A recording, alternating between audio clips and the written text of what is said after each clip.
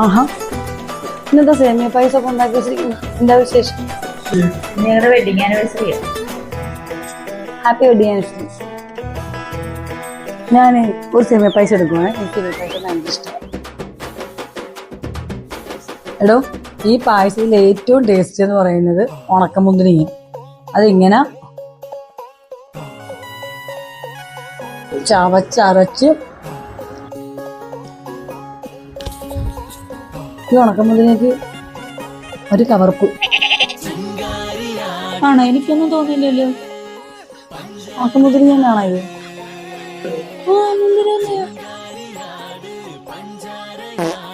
മഞ്ചാടി ചോട്ടിൽ കൊഞ്ചി കൊണ്ടാട്.